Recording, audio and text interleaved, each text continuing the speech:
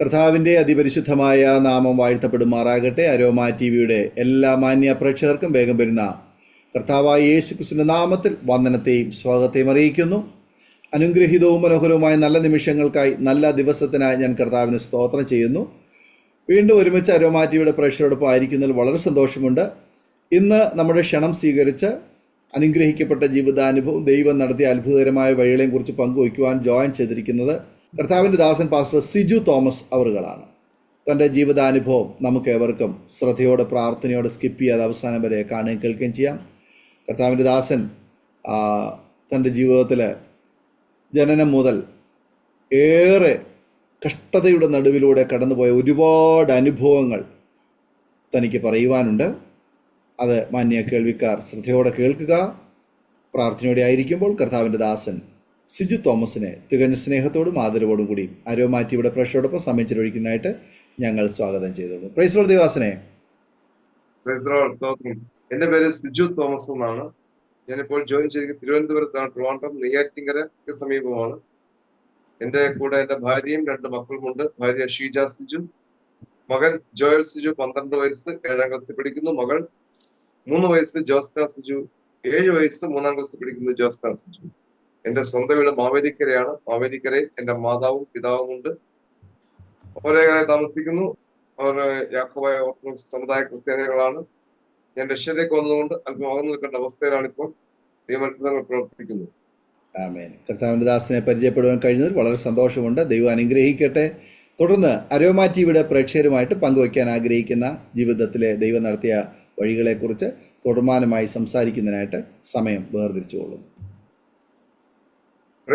സർവശക്തനാകുന്ന ദൈവത്തിന് വലിയ നാമത്തിന് മഹത്വം ഉണ്ടാകട്ടെ. കർത്താവായ യേശു ക്രിസ്തു അസാധ്യങ്ങളെ സാധ്യമാക്കുന്ന സർവശക്തൻ. ഈ വചനം ജീവിക്കുന്നു, തെളിവാണ് ഞാൻ. ഈ സാക്ഷ്യം കണ്ടുകൊണ്ടിരിക്കുമ്പോൾ യേശു അത്ഭുതങ്ങൾ ചെയ്യുവാൻ പോകുകയാണ്. കാരണം യേശു ഇന്നും അസാധ്യങ്ങളെ സാധ്യമാക്കുന്ന സർവശക്തനാണ്. നിങ്ങൾ പ്രാർത്ഥനയിലായിരിക്കണം. കാരണം സംസാരശേഷി ഇല്ലാത്തൊരു വ്യക്തിയാണ് സുവിശേഷം പറഞ്ഞുകൊണ്ടിരിക്കുന്നത്. കാരണം എന്റെ ട്രക്ക് കട്ട് ചെയ്ത് കളഞ്ഞതാണ്. കണ്ണ് കാഴ്ചയില്ലാത്തവൻ, കൈകാലുകൾ മുറിഞ്ഞു പോയവൻ. എന്നാൽ യേശു ഇന്നും ജീവിക്കുന്ന കർത്താവ്, തെളിവാണ് ഞാൻ. മനസ്സിലായിരിക്കുമ്പോൾ നിങ്ങളുടെ വേണ്ടി അത്ഭുതങ്ങൾ ചെയ്യുവാൻ പോകുക. ഈ സമയത്ത് വിശ്വാസത്തോടെ സ്തോത്രമെന്ന യാഗത്തിലായിരിക്കുകയാണെങ്കിൽ നിങ്ങളുടെ രോഗങ്ങൾ സൗഖ്യമാക്കുവാൻ യേശുവിന്റെ സാന്നിധ്യം വ്യാപരിക്കാൻ പോകുക. എന്റെ സാന്നിധ്യം മതി എന്ന് പറഞ്ഞതുപോലെ നിങ്ങൾ കാത്തിരിക്ക്. യേശുവിന്റെ സാന്നിധ്യം മതി. അതുണ്ടെങ്കിൽ ഈ സാക്ഷ്യം കേട്ടു കഴിയുമ്പോഴേക്കും കഷ്ടങ്ങൾ മാറുവാൻ പോകുക, ബന്ധനങ്ങൾ അഴിയുവാൻ പോകുക, സകല രോഗങ്ങളെയും സൗഖ്യമാക്കാൻ പോകുക. എന്റെ പേര് പറഞ്ഞല്ലോ, സിജു തോമസ് എന്നാണ്. ഞാനൊരു സമുദായ ക്രിസ്ത്യ കുടുംബത്തിൽ എന്റെ മാതാപിതാക്കൾ വർഷങ്ങൾ കാത്തിരുന്നിട്ട് നേർച്ചകളും കാഴ്ചകളും പ്രാർത്ഥന നടന്നിട്ട് ജവാനാണ് ഞാൻ. എന്നാൽ ജനിച്ചപ്പോഴേ എനിക്ക് ഒരു ശ്വാസത്തിന്റെ പ്രശ്നങ്ങൾ ഉണ്ടായി. എന്റെ മമ്മി അന്ന് ലക്നൌവില് ഒരു ഹോസ്പിറ്റൽ നേഴ്സായിട്ട് പഠിച്ച് ജോലിക്ക് സ്റ്റാർട്ട് ചെയ്യാൻ വേണ്ടി എക്സ്പീരിയൻസ് ആയ സമയമേ ഉള്ളൂ. ആയതുകൊണ്ട് നാട്ടിൽ വന്ന് 3 മാസമായപ്പോഴേക്കും എന്റെ രോഗമെന്തെന്ന് കണ്ടുപിടിക്കാൻ സാധിക്കുന്നില്ല. എന്നാൽ ഹൈ ടെമ്പറേച്ചറും ശ്വാസം മുട്ടലുമാണ്. അതുകൊണ്ട് ഡോക്ടർമാർ നിർദ്ദേശിച്ചു, ഈ ലക്നൌവിലെ HA ഹോസ്പിറ്റല് വളരെ വലിയൊരു ഹോസ്പിറ്റലാണല്ലോ, അതുകൊണ്ട് അവിടെ കൊണ്ടുപോയി കഴിഞ്ഞാൽ ചിലപ്പോൾ എന്തെങ്കിലും ചെയ്യാൻ പറ്റുമല്ലോ. അങ്ങനെ 3 മാസം പ്രായമായ എന്നെ കൊണ്ട് എന്റെ മാതാപിതാക്കൾ ലക്നൌവിലെ ഹൈ ഹോസ്പിറ്റലിൽ കടന്നുപോയി. അവിടെ പോയി 3 മാസം സുരക്ഷിച്ചപ്പോൾ ഡോക്ടർമാർ പറഞ്ഞു, എത്രയും വേഗം ട്രെയിൻ റിസർവേഷൻ ചെയ്തു. കാരണം മരിച്ചു പോയി കഴിഞ്ഞാൽ നാട്ടിൽ കൊണ്ടുപോകാൻ വളരെ എക്സ്പെൻസീവ് ആണ്. കാരണം മരിച്ചു കഴിഞ്ഞാൽ അന്നത്തെ കാലത്ത് ട്രെയിനിലെ കൊണ്ടുവരാൻ വളരെ ബുദ്ധിമുട്ട്, എക്സ്പെൻസീവ് ആണ്. അതുകൊണ്ടൊരു കാര്യം എന്ത് ചെയ്യണം? നിങ്ങളൊരു കാര്യം ചെയ്യണം, മരിക്കുന്നതിന് മുൻപ് റിസർവേഷൻ ചെയ്ത് കൊണ്ടുപോയിക്കൊള്ളാൻ. അങ്ങനെ എന്റെ മാതാപിതാക്കൾ റിസർവേഷൻ ചെയ്ത് തിരികെ വന്നപ്പോൾ ഒരു ദൈവദാസൻ അവിടെ കടന്നു വന്നു. പെന്തക്കോസ്തിന് ഇഷ്ടമല്ലാത്തൊരു കുടുംബമാണ് എന്റേത്. അദ്ദേഹം ഒന്ന് പ്രാർത്ഥിച്ചു പറഞ്ഞു, മകനെ ദൈവവേലയ്ക്ക് സമർപ്പിച്ചാൽ ദൈവനെ ശക്തൻ ഉപയോഗിക്കും, സൗഖ്യമാക്കുമെന്ന്. എന്റെ മാതാപിതാക്കൾ മനസ്സിലെങ്കിലും സമർപ്പിച്ചു. പള്ളിയച്ഛനായി വിട്ടുകൊള്ളാം, അച്ചപ്പുറത്തിന് വിട്ടുകൊള്ളാം നമുക്ക് മനസ്സിലായിരുന്നത്. അത്ഭുത സൗഖ്യമുണ്ടായി. ദേവദാസൻ പ്രവർത്തിച്ചു. ഏതാനും ദിവസങ്ങൾക്കുള്ളിൽ എന്റെ രോഗം കണ്ടുപിടിക്കുകയും ചികിത്സിക്കുകയും സൗഖ്യമാക്കുകയും ചെയ്തു. അങ്ങനെ വർഷങ്ങൾ കാത്തിട്ടൊരു മകനല്ലേ, എല്ലാം നഷ്ടപ്പെട്ടു പോയതല്ലേ. എന്റെ മമ്മി ജോലിയൊക്കെ കളഞ്ഞ് ഞാൻ കാരണം നാട്ടിലേക്ക് മടങ്ങി വന്നു. ഇവിടെ മമ്മി ജോലിയൊക്കെ ലഭിച്ചു. എന്നെ അവിടെ സ്നേഹിച്ചും ലാളിച്ചും ഓമനിച്ചും വളർത്തി. എന്നാൽ പിശാച് അലറുന്ന സിംഹം എന്ന പോലെ ആരെ വിഴുങ്ങുണ്ടെന്ന് കരുതി വായ്പിളർന്നിരിക്കുകയാ. വചനം സത്യമാ. എന്നെ കൊണ്ടുപോയി പള്ളിയിലെ അച്ചപ്പുറത്തിന് നേർന്ന് അതിനുവേണ്ടി വിടാൻ വേണ്ടി ശുശ്രൂഷയൊക്കെ പഠിപ്പിച്ച് വളർത്താൻ ആഗ്രഹിച്ചിരുന്ന എന്റെ മാതാപിതാക്കളായിരുന്നെങ്കിലും ഞാൻ പോയ തെറ്റായ സ്വഭാവത്തിലേക്കും തെറ്റായ കൂട്ടുകെട്ടിലേക്കുമാ. ഹൈസ്കൂൾ ആയപ്പോഴേക്കും അത്യാവശ്യം തെറ്റായിട്ട് ഉപയോഗങ്ങൾ തെറ്റായ ലഹരികളൊക്കെ ഉപയോഗിച്ചു തുടങ്ങി. ഡിഗ്രി ആയപ്പോഴേക്കും രാഷ്ട്രീയവും ലഹരിയും ഒക്കെ വളരെ മോശമായ നിലയിലേക്ക് മാറി. അവസാനം IT ആയപ്പോഴേക്കും പ്രശ്നങ്ങളും അടിപിടികളും കേസുകളും ബഹളങ്ങളും ഒക്കെ ആയി എന്നെ വീട്ടിൽ നിർത്താൻ പറ്റുന്ന അവസ്ഥയിലെത്തി. എന്ത് ചെയ്യാനാ? വീട്ടുകാർ ലാസ്റ്റ് എല്ലാ പള്ളികളിലും എല്ലാ അമ്പലങ്ങളിലും എല്ലാ പ്രാർത്ഥനയും കൊണ്ടുപോയി, ബന്ധക്കോസ് ഒഴിച്ച് ബാക്കി എല്ലായിടത്തും കൊണ്ടുപോയതിനു ശേഷം ഉപദേശിച്ച് നല്ല സ്വഭാവത്തിൽ വരാൻ വേണ്ടി എറണാകുളത്തേക്ക് പേഴ്സണലി അയച്ചു. ഹെൽത്ത് ഇൻസ്പെക്ടർ കോഴ്സ് കഴിഞ്ഞു. എനിക്ക് ഇഷ്ടമല്ലായിരുന്നു. മമ്മി നേഴ്സായിട്ട് വർക്ക് ചെയ്താൽ മമ്മിനെ വിട്ടതാ. ഞാൻ സർട്ടിഫിക്കറ്റ് കൊടുത്തു. എന്റെ ഹോട്ടൽ മാനേജർ പഠിക്കണമെന്ന് പറഞ്ഞു. എറണാകുളത്ത് ഞാൻ രാജാവിനെ പോലെ വാഴാൻ ആഗ്രഹിച്ചു. ഹോട്ടൽ മാനേജർ പഠിക്കാൻ പോയി. ഹോട്ടൽ മാനേജ്മെന്റൊക്കെ പഠിച്ചു തുടങ്ങി 3 മാസമായപ്പോഴേക്കും ഒരു അടിപിടി കേസിൽ പ്രതിയായി. കോളേജ് എന്നെ പുറത്താക്കി. ലോകവും നാടും വീടും എന്നെ തള്ളിക്കളഞ്ഞു. കാരണം എത്രയൊക്കെ ശ്രമിച്ചിട്ട് വീട്ടുകാരെല്ലാം നഷ്ടപ്പെടുത്തിയിട്ടും കരഞ്ഞ് പ്രാർത്ഥിച്ചിട്ടും എന്റെ കുറെ കരഞ്ഞു പറഞ്ഞ നല്ല സ്വഭാവത്തിൽ വരാൻ, പക്ഷെ ഞാൻ പോയില്ല. കാരണം പിശാചിന്റെ കയ്യിൽ അകപ്പെട്ടു പോയി. കാരണം ദൈവത്തിന് വേണ്ടുന്നവനെ പിശാച് തകർക്കാൻ ശ്രമിക്കും. ദൈവം വിളിച്ചവനെ പിശാച് ഇല്ലാതാക്കാൻ ശ്രമിക്കും. അവന് ഭയമാണെന്നെ. ഞാൻ ദൈവവേലയ്ക്ക് പോയാൽ എന്നും അവൻ ഭയന്നിട്ടായിരിക്കാം ഈ ശക്തി എന്നെ തകർക്കുവാൻ തെറ്റായ കൂട്ടുകെട്ടിലേക്ക് കൊണ്ടുപോയി. അങ്ങനെ എറണാകുളത്ത് വെച്ച് എല്ലാവരും എന്നെ പുറത്താക്കിയെങ്കിലും കൂട്ടുകാർ എന്നെ സ്വീകരിച്ചു. 20-ാമത്തെ വയസ്സിൽ തെറ്റായ കൂട്ടുകെട്ടിൽ അകപ്പെട്ടു പോയി. വലിയ കൂട്ടുകെട്ടാണ്. അവരുടെ കൂട്ടത്തിൽ അടിയും പിടിയും ബഹളവും ഒക്കെ ആയി കൂടെ ചേർന്ന് വക്കീലും കേസും കോടതിയും ജയിലും തെറ്റായ പ്രവർത്തനങ്ങളായി ജീവിക്കാൻ തുടങ്ങി. 25-ാമത്തെ വയസ്സിൽ 2006 ജനുവരി 11-ാം തീയതി ഒരു സംഭവം ഉണ്ടായി. 12-ാം തീയതിയിലെ എല്ലാ മലയാള പത്രങ്ങളും വാർത്തയുണ്ട്. വാർത്ത ചെയ്താ ഒരു അജ്ഞാത ശവശരീരം വഴിയിൽ കിടന്ന് മീൻ കച്ചവടക്കാർ കിട്ടി. ഇതുവരെ തിരിച്ചറിഞ്ഞില്ല. മൃതശരീരം തൃശൂർ മുളങ്കുന്നത്തുകാവ് മെഡിക്കൽ കോളേജിൽ സൂക്ഷിക്കുന്നു. എന്റെ ശവം റോഡിൽ കിടന്ന് കിട്ടി. ഈ കാണുന്ന ശരീരങ്ങളിലെ തല രണ്ടായിട്ട് മുറിഞ്ഞു പോയിരിക്കുകയാ. ശ്രദ്ധിച്ചു നോക്കിയ കാണാൻ സാധിക്കും. പാടുകൾ മാറിയിട്ട് മുറിഞ്ഞു പോയിരിക്കുകയാ. എന്റെ പോളൊക്കെ പൊളിഞ്ഞു പോയതാ. എന്റെ കൈകാലുകൾ കൈ കണ്ടില്ലേ മുറിഞ്ഞു പോയത്. ചെയ്യാൻ പറ്റില്ല, ചികിത്സിക്കാൻ പറ്റില്ല. ഇത് മുറിച്ച് കളയണമെന്നായിരുന്നു അന്നത്തെ സർട്ടിഫിക്കറ്റ്. പക്ഷെ അടക്കാൻ നേരം കൈയില്ലാതെ നടക്കണ്ടായിരുന്നു എന്റെ വീട്ടിൽ ആഗ്രഹമുണ്ട്. അന്ന് മുറിച്ചു കളഞ്ഞില്ല. ഇപ്പോഴും മുറിച്ചു കളഞ്ഞാലേ ജോയിൻ ചെയ്യിക്കാൻ ആരോഗ്യം വരുമെന്ന എല്ലാം നഷ്ടപ്പെട്ടെങ്കിലും യേശു കൂടെയുണ്ട്. കണ്ണിന് കാഴ്ച ഇല്ലാത്തവരാണ് എന്ന് സർട്ടിഫിക്കറ്റ്. സംസാരിച്ച് കിട്ടില്ല, ചികിത്സിച്ചാലും കിട്ടില്ല സർട്ടിഫിക്കറ്റ്. കൈ കണ്ടില്ലേ. അങ്ങനെ തൃശൂർ മെഡിക്കൽ കോളേജില് അജ്ഞാത ശവമായി ഒബ്സർവേഷൻ. കാരണം 24 മണിക്കൂർ കഴിഞ്ഞേ പോസ്റ്റ്മോർട്ടം ചെയ്യാൻ നിയമമുള്ളൂ. കാരണം വഴി കിടന്നിട്ട് അജ്ഞാത ശവശരീരമല്ലേ, ഒരു തെളിവും കിട്ടിയില്ല. അവസാനം എന്റെ സിം കാർഡ് ഊരി അഡ്രസ്സ് കണ്ടുപിടിച്ച് എന്റെ കുട്ടി തന്ന മൊബൈൽ കിട്ടിയതാണ്. കുട്ടി അതിനെ കുറിച്ച് അറിയില്ല. ആ മൊബൈലിൽ നിന്നും സിം കാർഡ് കണ്ടുപിടിച്ച് അഡ്രസ്സ് കണ്ടുപിടിച്ച് വീട്ടിൽ അറിയിച്ചു. എന്റെ വീട് മാവേലിക്കരയാണ്, കിടക്കുന്നത് തൃശ്ശൂരാണ്. എന്റെ മാതാപിതാക്കൾ എത്തിയപ്പോഴേക്കും 19 മണിക്കൂറായി. എന്ന് വെച്ചാൽ 5 മണിക്കൂറുടെ കഴിഞ്ഞിരുന്നെങ്കിൽ എന്നെ പോസ്റ്റ്മോർട്ടം ചെയ്തേ. ദൈവത്തിന്റെ കൃപയാൽ പോസ്റ്റ്മോർട്ടം 24 മണിക്കൂർ നിയമത്തിന് മുൻപ് എന്റെ മാതാപിതാക്കൾ വന്നു. എന്റെ മമ്മി നേഴ്സായിട്ട് വർക്ക് ചെയ്ത് പരിചയമുള്ളതായത് കൊണ്ടും അമ്മയ്ക്കൊരു സംശയമുള്ളത് കൊണ്ടും അമ്മി പോസ്റ്റ്മോർട്ടം 1.5 മണിക്കൂർ ഇന്നും എന്റെ അപ്പനമ്മയെ കരഞ്ഞു പറയുന്നില്ല. 1.5 മണിക്കൂറുള്ള കരഞ്ഞ് പ്രാർത്ഥിച്ചു, കരഞ്ഞ് അപേക്ഷിച്ചു, കാലു പിടിച്ചു. എത്രയെന്ന് അറിയുമോ? ഈ ശവം പോസ്റ്റ്മോർട്ടം ചെയ്യാതെ കിട്ടുന്നതിന് വേണ്ടി. അങ്ങനെ എന്റെ ബോഡി വെന്റിലേറ്റർ ഇവിടുത്തെ DMO വന്നു. അത്യാവശ്യം പാർട്ടി ബന്ധുക്കാരായിട്ട് ബന്ധപ്പെട്ടു. അങ്ങനെ അവിടെ DMO സാക്ഷ്യം വെച്ച് നിങ്ങൾ അടുത്തൊരു ഹോസ്പിറ്റലിൽ നിന്നും ആംബുലൻസ് വിട്ട് വെന്റിലേറ്റർ കൊണ്ടുവന്ന് കണക്ട് ചെയ്ത് വേണമെങ്കിൽ കൊണ്ടുപോയിക്കൊള്ളാൻ. അവിടെ എന്റെ മാതാക്കൾ അതീവ ഗുരുതരാവസ്ഥ വന്നതല്ലേ. ഉണ്ടായിരുന്ന ആഭരണങ്ങളൊക്കെ ഊരി അവിടുത്തെ മുറുക്കാൻ കട വിട്ടെന്നാ പറയുന്നത്. രാത്രിയല്ലേ വിറ്റിട്ട് അപ്പുറത്തൊരു അശ്വിനി എന്നാണ് മെഡിക്കൽ കോളേജിൽ നിന്നും ആംബുലൻസ് വിട്ട് വെന്റിലേറ്റർ കണക്ട് ചെയ്തു. പല ഹോസ്പിറ്റലിൽ കയറി. തൃശ്ശൂരിൽ നിന്നും എറണാകുളം വഴി കോട്ടയം വരെ അറിയാവുന്ന വലിയ വലിയ ഹോസ്പിറ്റലിൽ കയറുമ്പോൾ തല രണ്ടായിട്ട് ഇങ്ങനെ പൊളന്നു പോയേക്കുകയാണ്. കൈകാലിലൊക്കെ മുറിഞ്ഞിടക്കുക. 107 മുറകൾ, ദേഹം മുഴുവൻ മുറകൾ, തലയിലെ പുറക്കെ ഇളകി കിടക്കുകയാണ്. എങ്ങനെ എടുക്കാനാ? നേഴ്സ് ആൻഡ് വെയിൻസ് ഡെഡാ. നാടിഞരമ്പുകൾ വർക്ക് ചെയ്യുന്നു. അങ്ങനെ എന്നെ തൃശ്ശൂരിൽ നിന്ന് എറണാകുളം വഴി കോട്ടയം വരെ കൊണ്ട് നിങ്ങൾ എടുത്തില്ല. കോട്ടയം തെള്ളകം മാതാ ഹോസ്പിറ്റൽ, ലക്ഷറി ഹോസ്പിറ്റലാ, മൾട്ടി സ്പെഷ്യാലിറ്റി ഹോസ്പിറ്റലാ. അമ്മയ്ക്ക് പരിചയമുള്ള ആരെയോ കണ്ടു, അവരെ കാല് പിടിച്ചു. അവരെ നോക്കിയെടുക്കാം, അവരെ ക്യാഷ് മതിയല്ലോ. എന്നെ എടുത്ത് വെന്റിലേറ്ററിലേക്ക് മാറ്റി. അങ്ങനെ വളരെ നാളുകൾ എവിടെ കിടന്നു? വെന്റിലേറ്ററിലായിരുന്നു. ICU CCയിലൊക്കെ. എല്ലാം നഷ്ടപ്പെട്ടു. വീട് ഒഴിച്ച് ബാക്കി എല്ലാം വിറ്റു. പാത്രങ്ങൾ പിറക്കി വിറ്റു. എനിക്ക് ബൈക്കും ജീപ്പൊക്കെ ഉണ്ടായിരുന്നു. പക്ഷെ ബുക്കും പേപ്പറും എന്റെ വീട്ടിൽ അറിയില്ലല്ലോ, എനിക്ക് ബോധമില്ലല്ലോ. അതൊക്കെ ആക്രക്കാളുകൾ തൂക്കിയെടുത്തുകൊണ്ട് പോയി. എല്ലാം നഷ്ടപ്പെട്ട് വീടിന്റെ പ്രമാണം പണയം വെച്ച് അടയ്ക്കാൻ യാതൊരു വഴിയുമില്ലാതിരിക്കുമ്പോൾ എന്റെ മാതാക്കൾ അവിടെ എഴുതി കൊടുത്ത് അവിടെ നിന്നും മാവേലിക്കര ഗവൺമെന്റ് ഹോസ്പിറ്റലിലേക്ക് വാങ്ങിച്ചു. മാവേലിക്കര ഗവൺമെന്റ് ഹോസ്പിറ്റലിൽ വന്നു. അവിടെയും 1 മാസം കിടന്നു. എനിക്ക് ബോധമെന്നാ പറയുന്നു. വലത്ത് കണ്ണു തുറന്നു, വേറെ അനക്കം വീഴുന്നില്ല. പക്ഷെ എനിക്കിതൊന്നും ഓർമ്മയില്ല. അൺകോൺഷ്യസ് മൈൻഡ് ആണെന്ന് വെച്ചാൽ അത് ബോധമില്ലാത്ത അവസ്ഥയാണ്. കണ്ണു തുറന്നു പറഞ്ഞ് എനിക്കറിയില്ല. അങ്ങനെ ഡോക്ടർമാർ പറഞ്ഞു രക്ഷ ചെയ്യാനൊന്നും പറ്റില്ല, കാരണം നാഡീജനങ്ങൾ വർക്ക് ചെയ്യാത്തതുകൊണ്ട് ചികിത്സിക്കാൻ പറ്റുകയില്ല. ഇങ്ങനെ വീട്ടിൽ കൊണ്ടുപോയി നല്ല കൊച്ചു കുഞ്ഞിനെ പോലെ നോക്കിയാൽ കുറച്ച് നാളെങ്കിലും ഈ ജീവനോട് ഇരിക്കുമെന്ന് പറഞ്ഞു. അങ്ങനെ എന്റെ മാതാപിതാക്കൾ എന്നെ വീട്ടിലേക്ക് കൊണ്ടുപോകും. എന്റെ സഹോദരി ബിസിനസ്സിന് പഠിക്കാൻ പോയത് ഫസ്റ്റ് ഇയറിലായിരുന്നു. അവൾ വന്നു, അവസരം പഠിക്കണോ വേണ്ടയോ, എല്ലാ പൈസയും തീർന്നു, എല്ലാം നഷ്ടപ്പെട്ടു. അങ്ങനെ നാട്ടുകാരെല്ലാം സഹകരിച്ച് ബാങ്കിൽ നിന്ന് ലോണൊക്കെ അറേഞ്ച് വീണ്ടും പഠിക്കുവാൻ വേണ്ടി പോയി. ആ സമയത്ത് ഞാൻ വീട്ടിൽ വന്നു. അങ്ങനെ 4 മാസം വീണ്ടും ഹോസ്പിറ്റലിൽ 3-4 മാസം, വീട്ടിൽ 3-4 മാസം, 8 മാസമായപ്പോൾ ഈ തിരിച്ചറിവ് ആരംഭിച്ചു. ഞാൻ നോക്കുമ്പോൾ എന്റെ വലത്ത് കണ്ണ് തുറക്കും, ഇടത്ത് കണ്ണ് മുട്ടയുടെ മഞ്ഞക്കൊരു പുഴുങ്ങി വെച്ചിരിക്കുമ്പോൾ എങ്ങനെ ഇരിക്കും അതുപോലെ തെള്ളിയിരിക്കുക പുറത്തേക്ക്. ഇങ്ങനെ തലേന്ന് പഴുപ്പിങ്ങനെ ഒഴുകിയ ഇവിടെ കണ്ണിലെ ഇവിടെ ഭയങ്കരമായ മുറിവാണ്. അതൊക്കെ കട്ട് ചെയ്ത് കളഞ്ഞു. കാരണം അത്രയും നാൾ വെന്റിലേറ്ററിൽ കടന്നു, പഴുത്തലഞ്ഞിരിക്കുകയാ. ഈ കൈ കവറി തൂക്കിട്ടേക്കുന്നു, അനക്കത്തില്ല. ഇങ്ങനെ കിടക്കുന്ന ഇങ്ങനെ തല തിരിക്കാൻ പറ്റും, ഈ കൈ അനങ്ങും, ഈ കണ്ണ് തുറക്കും, വേറെ ഒന്നും അല്ലെങ്കിൽ ഈ ചെവി കേൾക്കും, വേറെ നടക്കുന്നത് എനിക്ക് അനങ്ങാൻ പോലും പറ്റത്തില്ല. ലോക്കോ മോട്ടോർ ഡിസേബിൾ വിത്ത് സൈക്കാട്രി എന്ന് വെച്ചാൽ ഭ്രാന്തനാകുന്ന വികലാംഗൻ സർട്ടിഫിക്കറ്റ്. ശവമെടുക്കുവാൻ വീട്ടുകാർ പോയപ്പോൾ നാട്ടുകാരൊക്കെ, സ്നേഹമുള്ള നാട്ടുകാർ കൂടി എന്ത് ചെയ്തു, പന്തലിട്ട് പള്ളിയിൽ നിന്ന് കുരിശൊക്കെ എടുത്ത് വെച്ച് പ്രാർത്ഥന നടത്തി വിടാം. ശവമെടുക്കാനല്ലേ പോയേക്കുന്നത്. ജീവനോടെ കൊണ്ടുവന്ന് അറിഞ്ഞപ്പോൾ ആൾക്കാരെ കാണാൻ വരുമായിരുന്നു.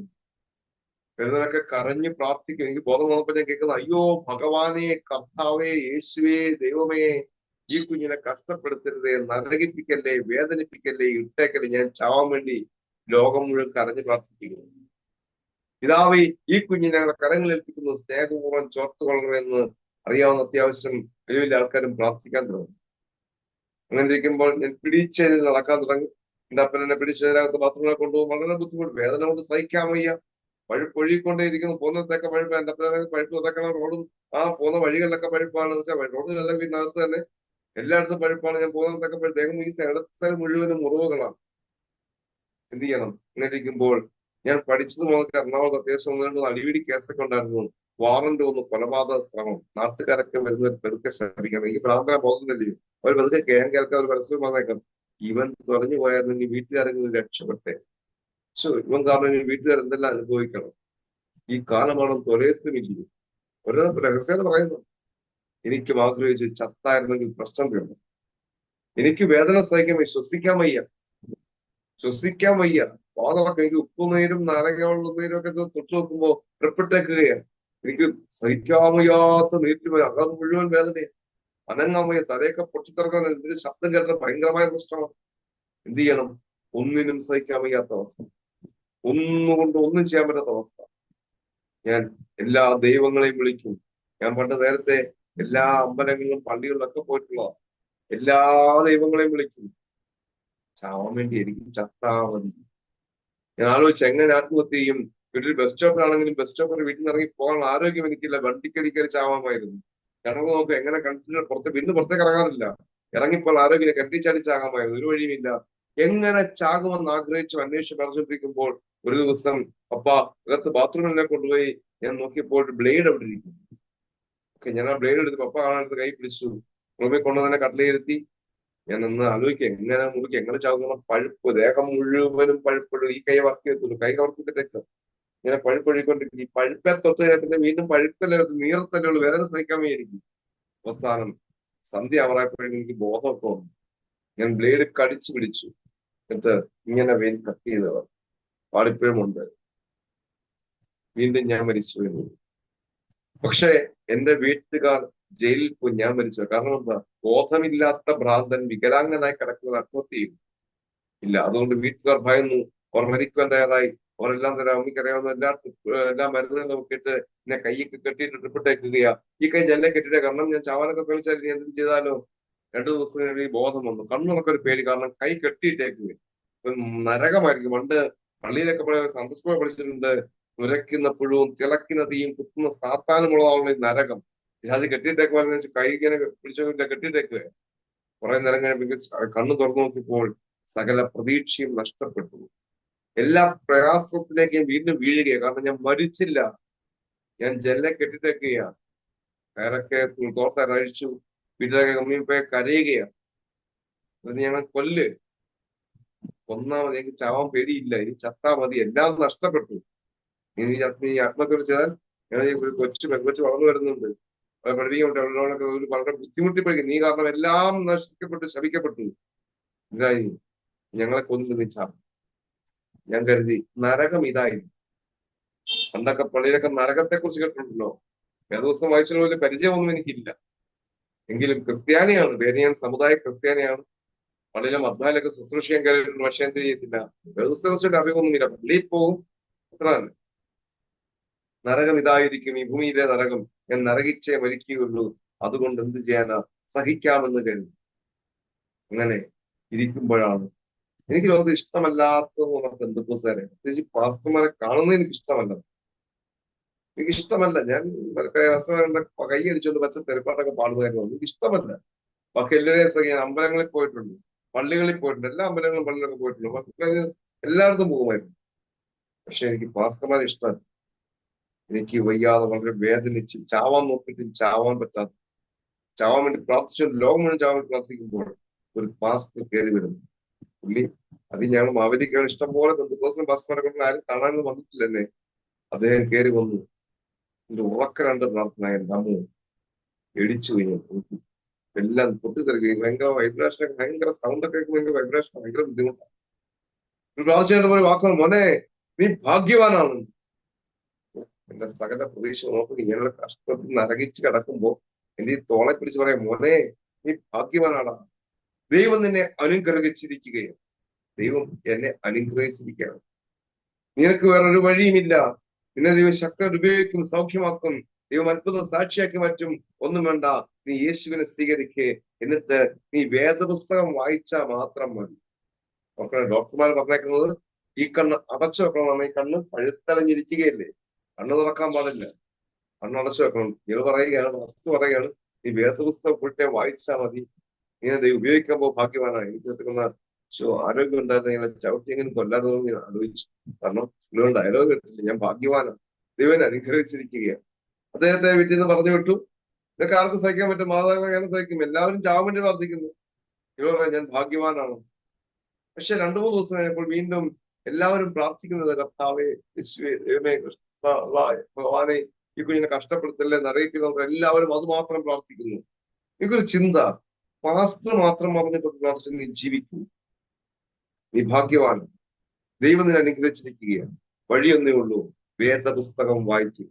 ഞാൻ എഴുതി കൊടുത്ത് വേദപുസ്തകം എടുത്തരാൻ. വീട്ടുകാർ അന്ത്യാഭിലാഷമായിരിക്കും, ചത്തുപോകുമായിരിക്കും. കാരണം പണ്ടേ വേദവസ്തം വായിക്കുന്ന എഴുതി കൊടുത്തില്ലേ. വേദപുസ്തകം എടുത്തു തന്നു, കഷ്ടപ്പെട്ടു, തുറന്നു പിടിക്കും, ഒരു കയ്യേ ഉള്ളൂ, വായിക്കാൻ ശ്രമിക്കും, വളരെ ബുദ്ധിമുട്ടാ, വളരെ പ്രയാസങ്ങളാ. പക്ഷെ അവസാനം ഞാൻ ചിന്തിച്ചു, ഞാൻ ചാവുന്നതിന് മുമ്പ് അത്യാഭിലാഷമായിട്ട് ദൈവനെ നരകത്തിൽ പോയിരിക്കാൻ വേണ്ടി എനിക്ക് വേദപുസ്തകം വായിക്കാൻ ഇത്രയും ബുദ്ധിമുട്ടുന്നത് ഞാൻ വായിച്ചു. ആദിയിൽ വചനം ഉണ്ടായിരുന്നു, വചനം ദൈവമായിരുന്നു, വചനം ദൈവത്തോട് കൂടെയായിരുന്നു, വചനം മൂലം സകലതും ഉളവായി. വചനം കൂടെ അതൊന്നും ഉളവായിട്ടുണ്ടെങ്കിൽ ആ വചനം അത്ഭുതങ്ങൾ ചെയ്യും. തെളിവാണ് ഞാൻ വായിച്ച് ശബ്ദം ഞാൻ കേട്ടു. സംസാരശേഷി ഇല്ലാത്ത ഞാൻ കണ്ണുകൊണ്ട് വായിച്ചപ്പോൾ എന്റെ ശബ്ദം കേട്ടു. അപ്പൻ ഇഷ്ടപുത്രൻ എന്ന പോലെ യഹോവയെ പിതാവ് താൻ സ്നേഹികളെ ശിക്ഷിക്കുന്നു. ദൈവത്തിന്റെ ശാസനം നിരസിക്കാതെ അവന്റെ ശിക്ഷകൾ സ്വീകരിക്കുന്ന മനുഷ്യൻ ഭാഗ്യം. പെട്ടെന്ന് ഞാൻ ഞെട്ടിപ്പോയി. കാരണം ശബ്ദം കേൾക്കുകയല്ലേ. ഞെട്ടിത്തെറിച്ചപ്പോൾ എന്ത് ചെയ്തു? എന്റെ കയ്യിൽ നിന്ന് വേദപുസ്തക താഴെ വീണു. ഞാനും കട്ടിലേക്ക് വീണു. വീട്ടിലെ കോടി വന്നു. അപ്പോഴത്തേക്ക് വീട്ടിനെ നേരെ വിളിച്ച് കിടത്തി. ഞാൻ എന്തോ ഈ BP ഒന്നും ഇല്ല, BP വളരെ കുറവാണ്, ഷുഗർ വളരെ കുറവ്. ഇപ്പോഴും BP കുറവാണ്, ഷുഗർ കുറവാണെങ്കിൽ ദൈവം നടത്തുന്നു. BP കുറവായിട്ട് വീണു. വീട്ടിലെ കോടി വന്നു. പിറ്റേ ദിവസം രാവിലെ എഴുന്നേൽക്കുമ്പോൾ മമ്മി വീണ്ടും കരയുകയാണ്. കാരണം ഈ കണ്ണ് മഞ്ഞക്കറി, മുട്ടയുടെ മഞ്ഞക്കറി പുഴുങ്ങിയതുപോലെ തുടരുന്നതാണ്, തൊട്ടാ പോയതാണ്, വലിച്ചു വെച്ചേക്കുന്നു. നല്ല കഴിഞ്ഞ ആഴ്ച നീ എന്ത് ചെയ്തു? ചാവാൻ ശ്രമിച്ചു, ബ്ലേഡ് കൊണ്ടൊക്കെ എടുത്ത് ചാവാൻ ശ്രമിച്ചു. അതുകൊണ്ട് ഞങ്ങൾ എല്ലാം നഷ്ടപ്പെടും. ഒന്നും 5 വയസ്സിലേക്ക് വകയില്ല. നീ കാരണം എല്ലാം നഷ്ടപ്പെടും. എന്നിട്ട് ഞങ്ങൾ നിന്നെ സഹിക്കുകയാണ്. എങ്ങനെങ്കിലും ജീവിച്ചു പൊക്കോട്ടെന്ന് വിചാരിച്ചു. എന്ത് ഈ കണ്ണിനെന്താ വലിച്ചു കീറി വെച്ചേ? കാരണം 3 വര, ചുവന്ന വര, മഞ്ഞിച്ചിരുന്നത് അത് ഇങ്ങനെ കീറി വെച്ചേക്കുന്ന 3 വര. എന്താ ചെയ്യണ്ടേ? നീ ഞങ്ങളെ കൊല്ല്, നമുക്കൊരു ചാവാം. അച്ചായതൊക്കെ വിളിച്ച് അപ്പായ നമുക്കൊന്ന് കരയുക. കാരണം അഴുപ്പൊഴുകുന്ന ചുവന്ന വെള്ളം ഒഴുകി വരുന്ന 3 വരയെ. രാത്രി വേദപുസ്തകം വായിച്ചു. വേദപുസ്തകം എന്തോ ശക്തിയുണ്ട്. ഞാൻ തെറ്റുകളും കുറ്റങ്ങളും മാത്രം ചെയ്ത് ജീവിച്ചവനല്ലേ, അതുകൊണ്ട് എനിക്ക് ശിക്ഷ വന്നുകൊണ്ടിരിക്കുക. വേദപുസ്തകം അപ്പൻ ഇഷ്ടപുത്രൻ എന്ന പോലെ യഹോവയെ പിതാവ് താൻ സ്നേഹിക്കുന്നതിനെ ശിക്ഷിക്കുന്നു. എനിക്കൊന്നും മനസ്സിലായില്ലെങ്കിലും ദൈവം ശിക്ഷിക്കുന്നു. എനിക്കിനി ശിക്ഷകളുടെ കൂമ്പാരമായിരിക്കും. ഞാൻ ചാവത്തുമില്ല, ജീവിക്കത്തുമില്ല, ഇങ്ങനെ കിടക്കും. ഇങ്ങനെ ശിക്ഷ കിട്ടിക്കൊണ്ടേയിരിക്കും. കഷ്ടകാലത്തിന് വേദപുസ്തകം വായിക്കാൻ തോന്നുന്നതിന് ഞാൻ ചിന്തിച്ചു. വൈകുന്നേരം ഉച്ചയായപ്പോഴത്തേക്ക് ഞാൻ വീണ്ടും മാവലിക്കൽ ഡിസ്ട്രിക്ട് ഹോസ്പിറ്റലാണ് 1 കിലോമീറ്റർ ഉള്ളൂ. ഓട്ടോ വിളിച്ച് എന്നെ ഹോസ്പിറ്റലിൽ കൊണ്ടുപോയി ഐ സ്പെഷ്യലിസ്റ്റിനെ കാണിച്ചു കഴിഞ്ഞപ്പോൾ അവര് പറഞ്ഞു, ശ്രീകണ്ഠപുരം പ്രൈവറ്റ് മെഡിക്കൽ കോളേജിൽ നിന്ന് മാവലിക്കൽ, അവിടെ പോയി സ്കാൻ ചെയ്ത് എക്സ്റേ എടുത്ത് കൊണ്ടുപോവാ. എന്നപ്പുറമെ കരയാൻ തുടങ്ങി. വിൽക്കാനൊന്നുമില്ല. വീണ്ടും ആരെയൊക്കെ പോയി കഷ്ടപ്പെട്ട് കടം വാങ്ങിച്ച് എന്നെ കൊണ്ട് സ്കാൻ ചെയ്ത് എക്സ്റേ എടുത്തു.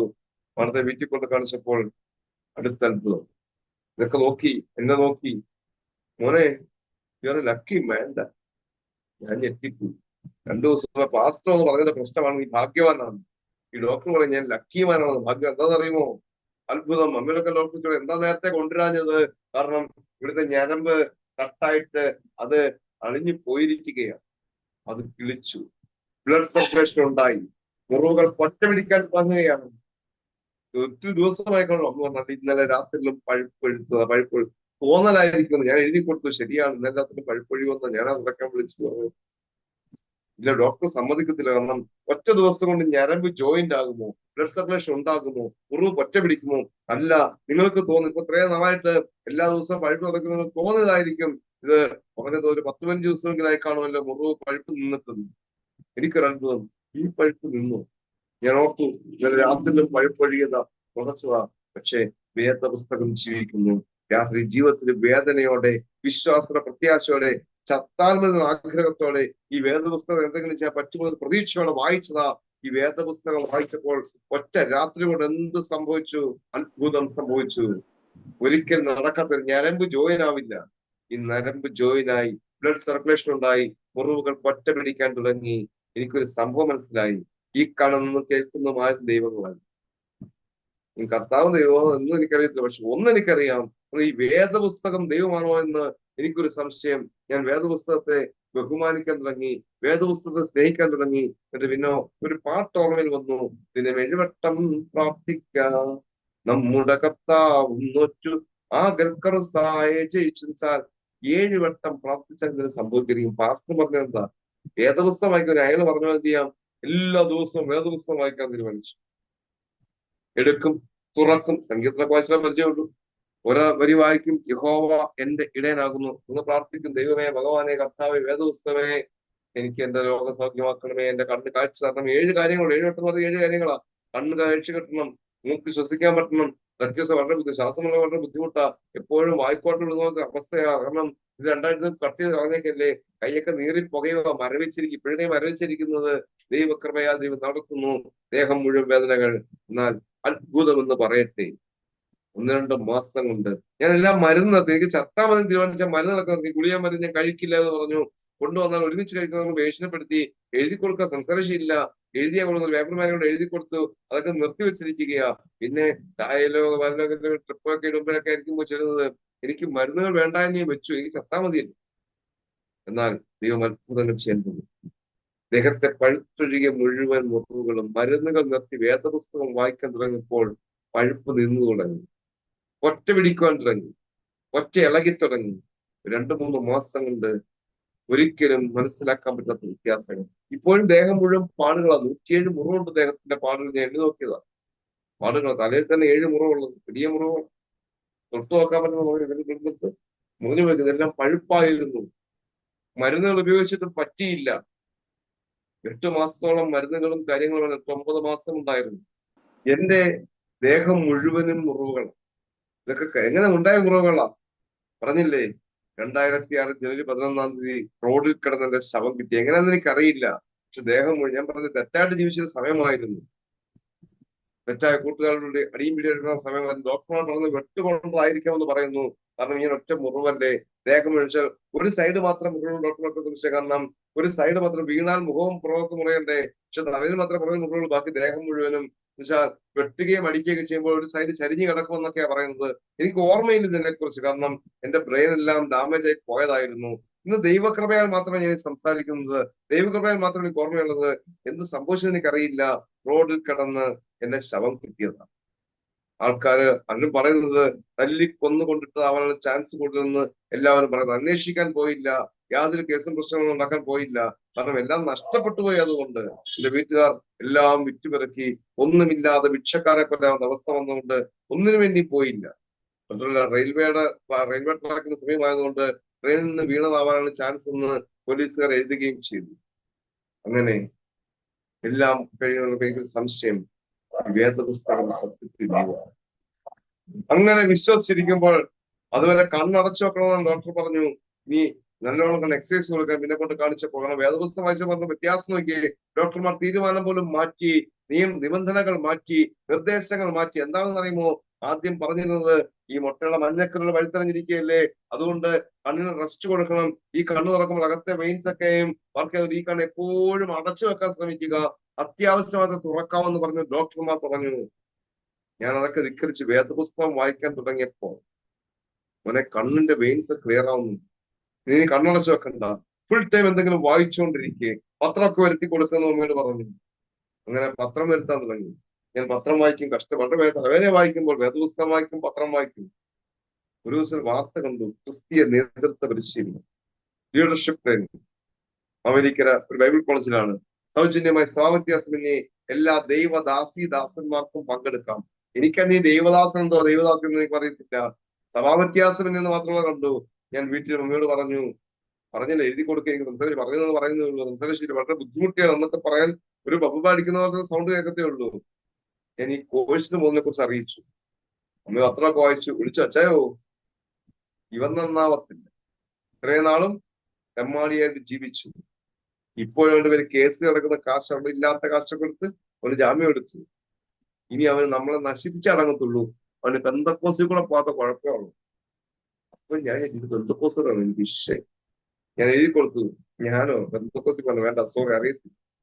ഒരു കാര്യം എനിക്ക് മനസ്സിലായി പിന്നീട്, കാരണം പെന്തക്കോസുകാർക്ക് മന്ത്രവാദം പരിപാടി എന്തൊക്കെ ഭയങ്കര പരിപാടിയൊക്കെ ഉണ്ട്. കാരണം ഇതിൽ ഇവര് വേദോത്സവം നടക്കില്ലേ, ഞാൻ എപ്പോൾ കണ്ണടച്ചാലും എപ്പോൾ ബൈബിൾ എടുത്താലും പ്രാർത്ഥിക്കണം ആഗ്രഹിച്ചാലും ഇത് എന്നെ എഴുതി കാണിക്കുകയാ. ക്രിസ്ത്യൻ ലീഡർഷിപ്പ് ട്രെയിനിങ് ബൈബിൾ കോളേജിൽ സൗജന്യമായി പങ്കെടുക്കാമെന്ന് മാത്രമേ എനിക്ക് ഭയങ്കര ആഗ്രഹം.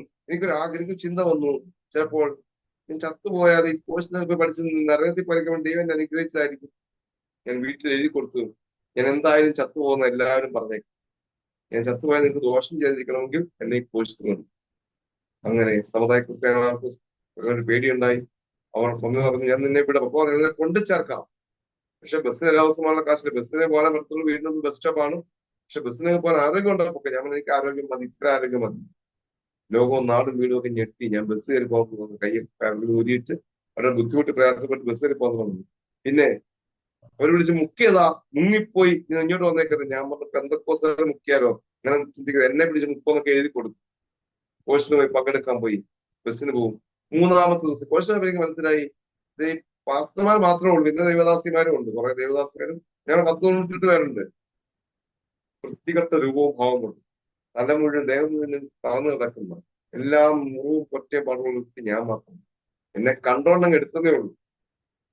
അങ്ങനെ അക്കോഴ്സ് ഞാൻ നിർത്തിയേക്കാമെന്ന് വെച്ചാൽ, എങ്ങാനും മുക്കുന്നതിനെ കുറിച്ച്, രക്ഷിക്കപ്പെടാനുള്ള വഴികളെ കുറിച്ചൊക്കെ പഠിപ്പിക്കുന്നത്. രക്ഷയെക്കുറിച്ചും സുവിശേഷം മുഴുവൻ 3 ദിവസം ഞാൻ പഠിച്ചു, കേട്ടെന്റെ ഹൃദയത്തിലേക്ക് ഇറങ്ങി. എനിക്കൊരു പേടി, ഞാൻ പോയി മുങ്ങുമോ. ഞാൻ വിചാരിച്ചു 2 ദിവസം നിർത്തിയേക്കാം എന്ന് വിചാരിച്ചു. എല്ലാ ദിവസവും ഞാൻ ഈ ഗുളികളൊക്കെ സ്നേഹം എപ്പോഴും യൂറിൻ പാസ് ചെയ്യും, എപ്പോഴും വെള്ളം കുടിക്കുകയും ചെയ്യും. ഞാൻ വെള്ളം കൊണ്ടുപോകാൻ മറന്നുപോയി. രാവിലെ 7:45 ബസ്സിന് പോകും, 8:15 ബസ് ചെല്ലും, 10 മണിക്ക് ക്ലാസ് ഉണ്ട്. ഞാനവിടെ പോയി കാരണം വേറെ 2 ബസ്സിന് കയറാൻ എനിക്ക് വയ്യ. വീടിന്റെ അടുത്താണെങ്കിലും ആ ബസ് സ്റ്റാൻഡ് ആരെങ്കിലും ബസ് സ്റ്റാൻഡ് അടുത്താ, അതുകൊണ്ട് ബസ് സ്റ്റാൻഡ് ഇറങ്ങി പോകാതിരിക്കാൻ വേണ്ടി ഒറ്റ ബസ് കയറി പോകുന്നതാണ്. അങ്ങനെ വെള്ളമില്ല. അപ്പോ ഒരു പാസ് ഞാൻ ചേട്ടാ വെള്ളം കിട്ടുമോ എന്ന് ചോദിച്ചു. ആ ചേട്ടൻ അന്ന് ആദ്യമായിട്ടാണ്, അപ്പോൾ നേരത്തെ ബാക്കി ഞാൻ മാത്രമല്ല ഉണ്ടാവും, ബാക്കി വ്യക്തി ഞാനാണ്. മോനെ ഞാൻ വാങ്ങി വെള്ളം കൊണ്ട് ചേട്ടനെ പിടിച്ചു കൊണ്ടുപോയി. സ്റ്റെയർ കേസ് ആയിരുന്നു, ഞാൻ തല്ലി കൊല്ലാൻ കൊണ്ടുപോകാം. സ്റ്റെയർ കേസ് ഒക്കെ പിടിച്ച് കയറ്റി മുകളിൽ ചെന്നപ്പോൾ അവിടെ നിന്ന് പാസ്റ്റർമാർക്ക് പ്രാർത്ഥന, 8 to 10 വരെ ഒരു പ്രാർത്ഥന അറേഞ്ച് ചെയ്തത്. അപ്പൊ അവിടെ താമസിക്കുന്നത് കുറെ പാസ്റ്റർമാരൊക്കെ താമസിക്കുന്നുണ്ട്. അറിഞ്ഞു ചെയ്യോ, അതിലെ 98 പേര് പാസ്റ്റർമാരും ദേവദാസിമാരും മാത്രമേ ഉള്ളൂ, വേറെ ആരും ഇല്ല. ആ പാസ്റ്റർമാർ 10-60 പാസ്റ്റർമാർ ഒരുമിച്ച് പ്രാർത്ഥിക്കുക. പ്രസംഗമൊന്നുമില്ല, മെസ്സേജ് ഒന്നുമില്ല, ആരാധന മാത്രമാണ്. അങ്ങനെ തീരുമാനിച്ചൊരു ദിവസമായിരുന്നു. എന്നെ കൊണ്ടിരുത്തി, ഞാൻ പെട്ടുപോയി, പേടിച്ചുപോയി. എന്നെ ഇവിടെ പിടിച്ച് മുക്കാൻ കൊണ്ടുവന്നാണ്. ഇരുന്നു 8 മണി മുതൽ 10 മണി വരെ ആരാധന. ആ സമയത്ത് ഞാൻ കേട്ട വചനങ്ങളൊക്കെയും ക്ലാസ്സിൽ 3 ദിവസം പഠിപ്പിച്ച ഓർമ്മയിലേക്കാരൻ തുടങ്ങി. യേശു രക്ഷകനാണ്, രക്ഷകനെ ഹൃദയത്തിൽ സ്വീകരിച്ചാൽ യേശു ഉള്ളിൽ വസിക്കും. എന്നാൽ അത്ഭുതങ്ങളാ തോന്നലുണ്ടായി. ഞാൻ ആവശ്യപ്പെട്ടു, വളരെ കഷ്ടപ്പെട്ട സംസാരിക്കുന്ന ബുദ്ധിമുട്ടിയ എഴുതിയ സംസാരങ്ങൾ പറഞ്ഞു, എനിക്കും എന്റെ യേശുവിനെ രക്ഷകനായി സ്വീകരിക്കണം. അത്ഭുതമായിരുന്നു. എല്ലാവരും ഒരുമിച്ച് കൂടി എല്ലാവരുടെ തലയൊക്കെ വെച്ച് പ്രാർത്ഥിച്ചു. എല്ലാ പാസ്റ്റർമാരും കൂടി ഇരുന്നു. ഒരു ദേവദാസൻ വചനം പറഞ്ഞു, ഞാൻ ഏറ്റെടുത്ത് കർത്താവ് യേശുവിനെ രക്ഷകനെ ഹൃദയം സ്വീകരിച്ചു. വാ കൊണ്ട് ഏറ്റു പറഞ്ഞു, ഹൃദയം കൊണ്ട് വിശ്വസിച്ചു. എനിക്കൊരു രൂപമാറ്റം, എനിക്കെന്തോ ഒരു വ്യത്യാസം എനിക്ക് തോന്നിത്തുടങ്ങി. എനിക്കൊരു പ്രസരിപ്പ് പോലെ, ഇച്ചിരി വേദന കുറഞ്ഞ പോലെ, ഒരാശ്വാസം, മനസ്സിന്റെ ഭാരം മാറിയത് പോലെ. പാസ്റ്ററിന് പോയി അറ്റൻഡ് ചെയ്തു. ഞാനൊരു മൂലക്കാരും കാണാതെ ഒറ്റയ്ക്കൊരു മൂലക്ക പറ്റി ബാക്കിയെല്ലാം VIP പാസ്റ്റർമാരൊക്കെ എല്ലാം VIP സാരമെല്ലാം മൈൻഡ് ചെയ്തില്ല. എന്റെ രൂപം കണ്ടുകൊണ്ടായിരിക്കും പാസ്മാനെ നോക്കത്ത് പോയില്ല. ഈ ഒന്നുകൊണ്ടു പാസ്മാനൊക്കെ ഉള്ളൂ. അന്ന് പോകാനുള്ള കണ്ട പാസ്മാനെ ചോദിച്ചു. ഒരു വലിയ കൗൺസിലിങ്ങിന്റെ ക്ലാസ്സാണ്. കൗൺസിലിങ്ങിനെ കുറിച്ച് വലിയ ദേവദാസിന് വിദേശത്ത്, മലയാളിയാണ്, വിദേശത്ത് ദേവദാസിന്റെ ക്ലാസ് എടുക്കുന്നത്.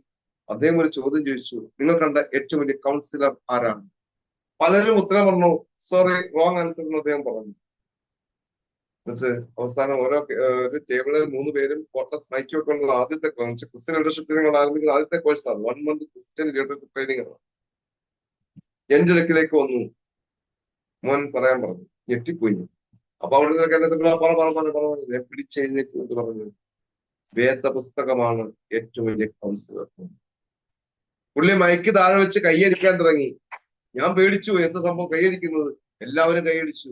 അത് ശരി ഉത്തരവൻ. ഞാൻ വേറൊരു ഉത്തരവും പറയാൻ അറിയാത്തത് കൊണ്ടങ്ങ് പറഞ്ഞു, പെട്ടെന്ന് രക്ഷപ്പെടാൻ എന്റെ ബുദ്ധി പെട്ടെന്ന് പറഞ്ഞു പോയതാ.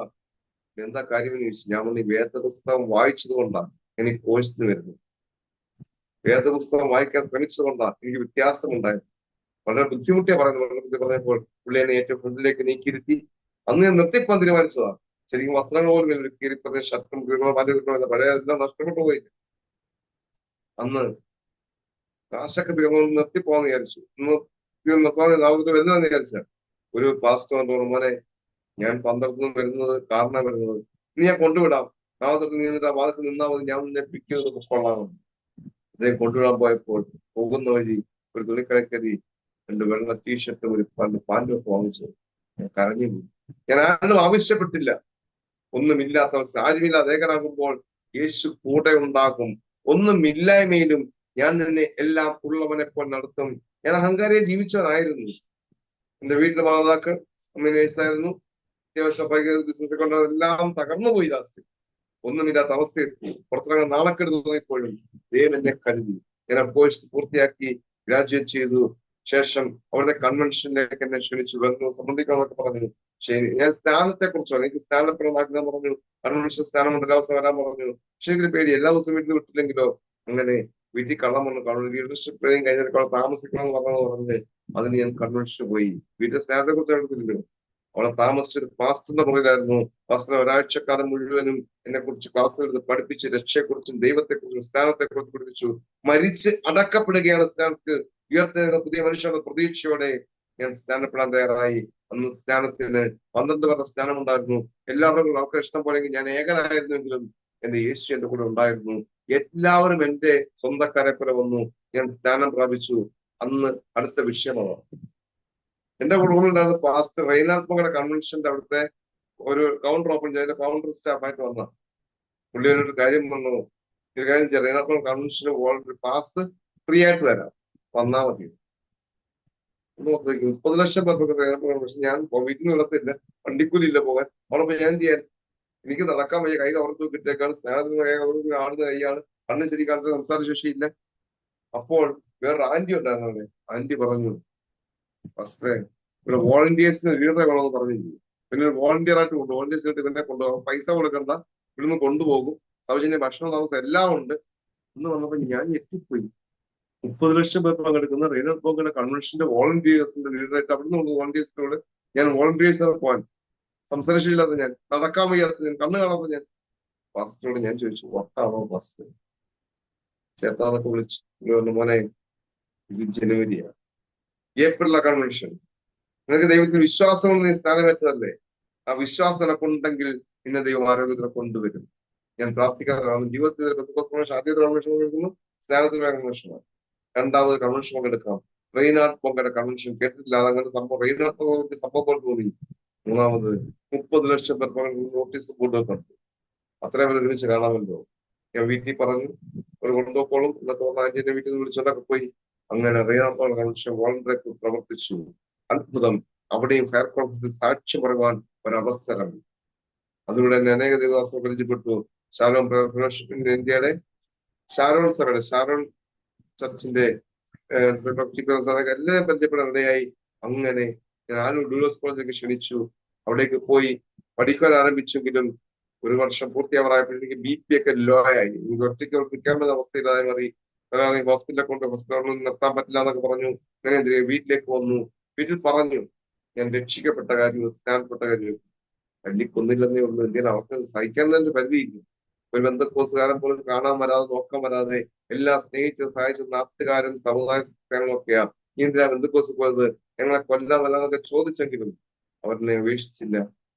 ഞാൻ വീട്ടിന്റെ അടുത്തൊരു സമയപ്രയോഗമായി ആ സഭ എന്നെ കുമ്മനാട് ബൈബിൾ കോളേജിൽ പഠിക്കാൻ പ്രേരിപ്പിച്ചു. സാമ്പത്തിക വളരെ ബുദ്ധിമുട്ടും പ്രയാസമൊക്കെ ആയിരുന്നെങ്കിലും അവിടെ നിന്നും ഇവിടുത്തെ സഭ പാസ്റ്റർ മാസം 500 രൂപ ചെലവെന്ന് പറഞ്ഞു. പക്ഷെ എല്ലാവർക്കും വളരെ എക്സ്പെൻസ് ആയെങ്കിലും വളരെ കഷ്ടപ്പെട്ട് പ്രാർത്ഥിച്ചും വേദനിച്ചും കരഞ്ഞും ഞാൻ പഠിച്ചു. 3 വർഷം കംപ്ലീറ്റ് ചെയ്യാൻ സാധിച്ചു. കാരണം ആദ്യത്തെ 1 വർഷക്കാലം മാത്രമേ ഈ പൈസ കിട്ടിയുള്ളൂ. 2ാമത്തെ വർഷം എങ്ങനെ പഠിച്ചത് എനിക്കറിയത്തുള്ളൂ. 3ാമത്തെ വർഷം പകുതിയായപ്പോഴും നിർത്തിപ്പോരേണ്ട അവസ്ഥ വന്നു. എല്ലാം ഉണ്ടായിരുന്നിട്ട് ഒന്നുമില്ലാത്തതിനെ പോലെ എന്റെ അവസ്ഥയെ കണ്ടത് എനിക്കറിയൂ. ഇങ്ങനെ കർത്താവ് എന്നെ കൈവിട്ടില്ല. ഞാൻ ശാലോം പ്രവേശിപ്പിന്റെ KG ഗുജറാത്തിലേക്ക് അദ്ദേഹത്തെ കണ്ടു പരിചയപ്പെട്ടു. അദ്ദേഹം ഗുജറാത്തിലേക്ക് ക്ഷണിച്ചു. അവിടെ പോയി 2-3 മാസം ചിൽഡ്രൻസ് മിനിസ്ട്രി പ്രവർത്തിച്ചു. തിരികെ വന്നു. കേരളത്തിൽ പ്രയർ സെൽ ആരംഭിച്ചു. ശാലോം ഫെലോഷിപ്പ് ഇന്ത്യയുടെ ബ്രാഞ്ച് കേരളത്തിൽ ആരംഭിച്ചു. ആത്മീയമായി ദൈവം വളർത്താൻ തുടങ്ങി. അത്ഭുതകരമായ ദൈവം ഉയർത്താൻ തുടങ്ങി. അങ്ങനെ ഇരിക്കുമ്പോഴാണ് പലരും എന്നോട് കല്യാണം കഴിക്കാൻ പറഞ്ഞു. എനിക്ക് ഇഷ്ടമല്ല കല്യാണം കഴിക്കാൻ. തീരുമാനിച്ചു കല്യാണം കഴിക്കാൻ. ഒന്നിനും കഴിവില്ലാത്തത്, സംസാരിച്ചു വളരെ ബുദ്ധിമുട്ട്, കണ്ണു കാണാത്ത ഞാൻ, കൈവർക്കാത്ത ഞാൻ, എവിടുന്ന് ജനങ്ങളും. അവസാനം നാട്ടുകാരൻ വീട്ടുകാർ ദേവദാസന്മാർക്ക് ഉപദേശിച്ചു ശുശ്രൂഷ വേണമെങ്കിൽ വിവാഹം കഴിച്ചില്ലെങ്കിൽ എനിക്ക് മിനിസ്ട്രിയിൽ ശുശ്രൂഷയില്ല. ദൈവം നയിക്കുന്ന ശുശ്രൂഷ വിവാഹം കഴിക്കണമെന്നാണ്. അങ്ങനെ പ്രാർത്ഥിച്ചും ദൈവത്തിന് എഴുതി വെക്കാൻ തുടങ്ങി. ഒരു പെൺകുട്ടി പാവം പിടിച്ച വീട്ടില് വേറെ സഹോദരങ്ങളൊന്നും ഇല്ലാതെ പെൺകുട്ടി താമസിക്കുന്ന സ്ഥലമൊക്കെ വരണം എന്നൊക്കെ പ്രാർത്ഥിക്കാൻ തുടങ്ങി. വീട്ടിൽ വളരെ എതിർപ്പല്ലേ. അങ്ങനെ ഒരു ദേവദാസൻ മുഖേന മാവേലിക്കരക്കാരനായി എനിക്ക് വളരെ ദൂരെയുള്ള നെയ്യാറ്റിൻകര, തിരുവനന്തപുരം നെയ്യാറ്റിൻകര പാരക്കോളത്തിന് സമീപം ഒരു വീട്ടിലൊരു പെൺകുട്ടിയുടെ അതൊരു ദേവദാസന്റെ മകളാണ്. സുവിശേഷ പ്രവർത്തനമാണ് ദേവദാസൻ. ഭാഗമായി പുള്ളിയുടെ മേശിരിപ്പണിയൊക്കെയാണ്. ദൈവവേല മാത്രം, ഫാക്ട് മിനിസ്ട്രി പരസ്യം മാത്രം ചെയ്തുകൊണ്ടിരിക്കുകയാണ്. ഒരു ചെറിയ റോഡ് സൈഡിലാണ് ഒരു ചെറിയ വീട്, മാത്രം പഴയ ഒരു വീടാണ്. അവിടെ ആ വീടാണ് തരുന്നത്. സാമ്പത്തിക വീട് തരുമല്ലോ അത് മതി. അങ്ങനെ ആ പെൺകുട്ടി വിവാഹം കഴിച്ചു. ദൈവം അത്ഭുതകരമായി നടത്താൻ തുടങ്ങി. പോകേണ്ട ഒരു അവസരം ഉണ്ടായി. അന്ന് വിവാഹം കഴിച്ചു. ബന്ധക്കോസുകാരിയാണ്. അങ്ങനെ ഞാൻ ഒരു ഫിലദൽഫിയ സഭയുമായി ബന്ധപ്പെട്ട് കോഴഞ്ചേരി, കുമ്പനാട് ഒക്കെ ശുശ്രൂഷ ആരംഭിച്ചു. 2019 ആയപ്പോഴേക്കും എനിക്ക് 2 മക്കളുണ്ടായി. എന്റെ മകനൊരു സാക്ഷിയാണ്. കാരണം കല്യാണം കഴിഞ്ഞ് 3 മാസം കഴിഞ്ഞപ്പോൾ എന്റെ വൈഫിന്റെ വീട്ടിലൊരു പ്രോഗ്രാം വന്നു. ഇവിടെ ചർച്ചിലെ പ്രോഗ്രാം ചർച്ചിൽ വന്ന് പങ്കെടുത്തു. ശുശ്രൂഷ കഴിഞ്ഞ് പോകുന്ന പറഞ്ഞാൽ നാളെ പോകണ്ട, മറ്റന്നാൾ പോയാൽ എന്താ ഈ ദേഹം ഒരു അസ്വസ്ഥത, എന്തോ ഒരു ബുദ്ധിമുട്ട് പോയി. പിറ്റേ ദിവസം രാവിലെ എഴുന്നേക്കപ്പോൾ ചിക്കൻ പോക്സ് ആണ്. അല്ലെങ്കിൽ 3 മാസം ചിക്കൻ പോക്സ് ആണ്. നേരെ ഇതിന്റെ സമീപം തന്നെയാണ് പ്രൈമറി ഹെൽത്ത് സെന്റർ ഓഫീസൊക്കെ ഉള്ളത്, ഹോസ്പിറ്റലൊക്കെ ഉള്ളത്. അവിടെ പോയി ചെക്ക് ചെയ്തു. ചിക്കൻ പോക്സ് ആണ്. സംശയം കൊണ്ട് യൂറിൻ ചെക്ക് ചെയ്ത് പ്രഗ്നന്റ് ആണ്. ഉടനെ ഡോക്ടർ എഴുതിയിരുന്ന കുറിപ്പെല്ലാം വെട്ടി നേരെ നെയ്യാറ്റിൻകര ഡിസ്ട്രിക്ട് ഹോസ്പിറ്റലിൽ പോയി ഗൈനക്കോളജിസ്റ്റിനെ കാണണം. വീട്ടിൽ പോയി കണ്ടാൽ മതി. അമ്മയും കുഞ്ഞിനെ സർക്കാർ എടുത്തുകൊണ്ടിരുന്നത് റെഫർ ചെയ്ത് വിടുന്നത്. വീട്ടിൽ പോയി കണ്ടാലും കാശ് വാങ്ങിക്കത്തില്ല. വീട്ടിൽ പോയി കണ്ടാൽ മതി. അന്ന് പറഞ്ഞു പ്രഗ്നൻസി സ്റ്റാർട്ട് ആയപ്പോൾ ചിക്കൻ പോക്സ് ആണ്, ഡേഞ്ചർ ആണെന്ന്. അവിടെ പോയി ഡോക്ടറെ കണ്ടു. ഡോക്ടറെ ട്രീറ്റ്മെന്റ് ഒക്കെ എടുക്കാനുള്ള എഴുത്തും എന്നൊന്നും ഇത് കഴിക്കും. 3-4 ദിവസം എല്ലാം മാറും. 7-ാം ദിവസം കുളിച്ചിട്ട് പിറ്റേ ദിവസം വരാൻ പറഞ്ഞു. ചെന്നു ഒരു ഗുളിക എഴുതുന്നു. അബോർഷനായി പോയി കാണുന്നു. സ്മോൾ ടാബ്ലറ്റ് ഒക്കെ കഴിച്ചല്ലേ. പക്ഷേ കൺഫേം ചെയ്യാൻ ഈ ടാബ്ലറ്റ് കഴിക്കണം. കാരണം കുഞ്ഞിന് മുതൽ എല്ലാം കൊണ്ടും തകർന്ന കുഞ്ഞ്, ആ വയറ്റിൽ വളർന്ന ജന്മം കൊണ്ട കുഞ്ഞ്, രൂപ കൊണ്ട കുഞ്ഞ് മരിച്ചു പോയി കാണും. കൺഫേം ചെയ്യാൻ ക്ലീൻ ആക്കാൻ വേണ്ടി ടാബ്ലറ്റ് കഴിക്കണം. ഞങ്ങൾ സമ്മതിച്ചില്ല. ഞങ്ങൾ സമ്മതിക്കത്തില്ല എന്ന് പറഞ്ഞു. അവർ പറഞ്ഞു ഇത് കേസ് വരും, കാരണം സർക്കാർ ഏറ്റെടുത്തിരിക്കുന്ന അമ്മയും കുഞ്ഞിന് അതിന്റെ നിയമങ്ങളൊക്കെ ഉണ്ടെന്ന് പറഞ്ഞു. ഞാൻ പറഞ്ഞു കുഴപ്പമില്ല എന്ന് പറഞ്ഞു. ഇവിടെ നിന്നും പ്രൈമറി ഹെൽത്ത് സെന്ററിൽ നിന്നും ആള് വന്ന് വിളിപ്പിച്ചു. അങ്ങനെ തിരുവനന്തപുരം മെഡിക്കൽ കോളേജ് SITയില് എന്റെ ഭാര്യ പ്രസവിക്കുന്നു. അവിടെ ദിവസവും 3-4 പേർ ഡെങ്കിപ്പനി കൂടെ മരിച്ചുകൊണ്ടിരിക്കുന്ന ഹോസ്പിറ്റൽ. ഞങ്ങൾ വളരെ പ്രതീക്ഷയോടെ കാത്തിരുന്നു. സ്റ്റാർട്ട് ചെയ്തപ്പോഴേ അബോർട്ട് ചെയ്തെന്ന് പറഞ്ഞപ്പോൾ കുഞ്ഞ് അവൾ ഗർഭിണിയാണെന്ന് അറിഞ്ഞപ്പോഴേ അബോർട്ട് ചെയ്യണം, ചിക്കൻ ബോക്സ് വന്നു, കുഞ്ഞ് മരിച്ചു കാണുമെന്ന് പറഞ്ഞ കുഞ്ഞ്. ഞങ്ങൾ പ്രാർത്ഥനയോടെ കാത്തിരുന്നു. അവസാനം സ്കാൻ ചെയ്ത് എക്സ്റേ എല്ലാം കൊണ്ടും നഷ്ടപ്പെട്ട് വലിയ ഭീമമായ കടഭാരത്തിലേക്ക് മാറിയ അവസ്ഥ, എല്ലാം കൊണ്ട് വീണ്ടും വീണ്ടും ഭാരങ്ങൾ വന്നുകൊണ്ടിരിക്കുന്ന അവസ്ഥ. അവസ്ഥയിൽ ജനിച്ച കുഞ്ഞിനെ ഡെങ്കിപ്പനി കാരണം ഫീവർ വാർഡിലേക്കും നഴ്സറിലേക്കും, പ്രസവിച്ച സ്ത്രീയെ ഡെങ്കിപ്പനി കാരണം ഫീവർ വാർഡിലേക്കും, ഡോക്ടർമാർ കൈമലർത്തി ഒരു സ്ത്രീ പ്രസവിക്കുമ്പോൾ എല്ലാ ആരോഗ്യം നഷ്ടപ്പെടുന്നു, ജനിച്ച കുഞ്ഞിന് ആരോഗ്യമില്ല, ഞങ്ങൾക്കൊന്നും ചെയ്യാൻ പറ്റത്തില്ലെന്ന് ഡോക്ടർമാർ വരെ പറഞ്ഞപ്പോൾ ഞാൻ പ്രാർത്ഥിക്കാൻ തുടങ്ങി. വിശ്വാസം എന്നതോ ആശിക്കുന്നതിന്റെ ഉറപ്പും കാണാത്ത കാര്യങ്ങളുടെ നിശ്ചയവുമാകുന്നു. വചനം സത്യമാ. മുട്ടുമടക്കി പ്രാർത്ഥിക്കാൻ തുടങ്ങി. 19 ദിവസം അവൻ ഹോസ്പിറ്റലായിരുന്നു. എന്റെ ഭാര്യയും ജനിച്ച മകൻ 19 ദിവസം ഡിസ്ചാർജായി വീട്ടിലേക്ക് വന്നു. അത്ഭുതമെന്ന് പറയട്ടെ, ഇന്ന് എന്റെ മകന് 12 വയസ്സായി. അവൻ സ്കൂൾ പഠിക്കുകയാണ്. അവൻ 6-ാം ക്ലാസ്സിൽ 7-ാം ക്ലാസ്സിലേക്ക് ആരോഗ്യത്തോടെ പഠിക്കുന്നു, ശക്തിയോടെ പഠിക്കുന്നു, ദൈവ കൃപയോടെ പഠിക്കുന്നു. ഇവിടെ എല്ലാ കുഞ്ഞുങ്ങളെക്കാളും ആരോഗ്യം അവന് കൂടുതലാണോ? കാരണം ദൈവത്തിന്റെ കൃപ മതി. എന്റെ കൃപ നിനക്ക് മതി.